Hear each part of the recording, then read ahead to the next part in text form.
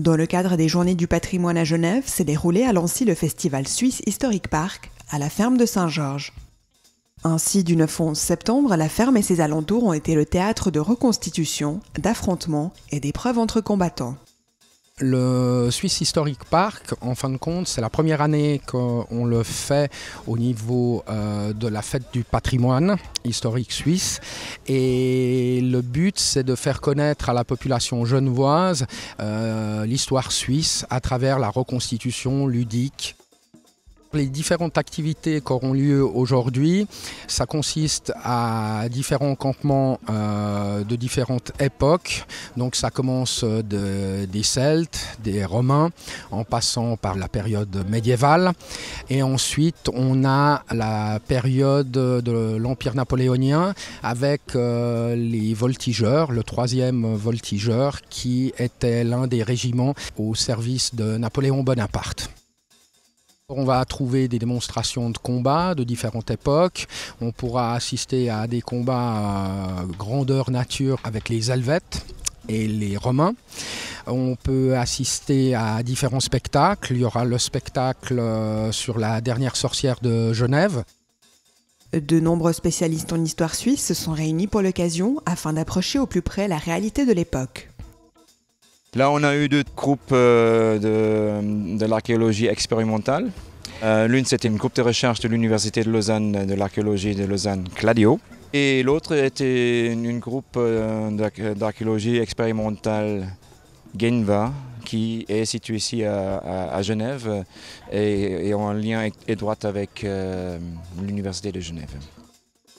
Les jeunes, ils jouent le jeu. Ils s'affrontent, ils savent s'affronter et voilà, ils cherchent le combat, ils cherchent vraiment à maîtriser l'autre groupe. On essaie de créer une situation proche d'une bataille. Les armes sont inoffensives, on a utilisé beaucoup de mousse, parce que ça se voit bien. Le plus dangereux encore, c'est les boucliers, parce que voilà, les actions de boucliers sont vraiment dangereuses. La plupart des spectateurs sont surpris par cette violence, surtout l'impact des boucliers et aussi la rapidité avec laquelle les affrontements se terminent. Ce qui, je pense, ça rapproche un petit peu la réalité des combats. De nombreuses autres animations ont ponctué les 3 journées du Swiss Historic Park. Au niveau des stands, on a quelques stands de nourriture.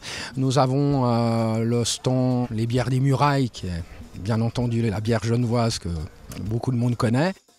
On a des stands aussi qui présentent l'artisanat, donc ça peut être de l'artisanat celte, ça peut être l'artisanat moyenâgeux. Les enfants ont aussi la possibilité de tirer avec des arbalètes, je rassure, au niveau bout caoutchouc. Et ils auront la possibilité de tirer à l'arc, faire des petites initiations à l'épée, pour les plus grands, tirer à la hache. Enfin, il y a différentes animations, dont le maquillage aussi pour les enfants s'ils veulent se faire maquiller. Tout était réuni pour faire revivre un passé national et plonger le visiteur dans l'histoire helvétique avec un grand H. Les objectifs d'un tel festival, c'est vraiment de faire connaître à travers la reconstitution aux gens l'histoire et la culture suisse, parce qu'actuellement on est en train de proposer un projet au Conseil d'État qui serait de faire un centre culturel suisse sur Genève pour justement expliquer, puisque à Genève on a 172 nationalités, expliquer notre histoire pour une meilleure intégration, pour aussi que les Suisses connaissent leur propre histoire, parce que malheureusement ce n'est pas toujours le cas. Les jeunes s'intéressent énormément à leur histoire et qui veulent la faire revivre. Donc on pense que la reconstitution, les musées c'est bien, mais la reconstitution vivante c'est encore mieux. Le festival a été organisé par le Cercle des Sens suisses. Cette institution d'utilité publique fédérale et cantonale a pour objectif de présenter la culture helvétique au public. Créé il y a de cela 5 ans, le Cercle des Sens suisses est composé de passionnés d'histoire, de recherche et de reconstitution. L'idée est partie tout bêtement de cette justement passion pour l'histoire et puis des recherches qu'on a effectuées puisqu'on a mené une enquête de près de 4 ans en Suisse centrale pour justement savoir si le mythe fondateur de la Confédération était vrai ou pas vrai.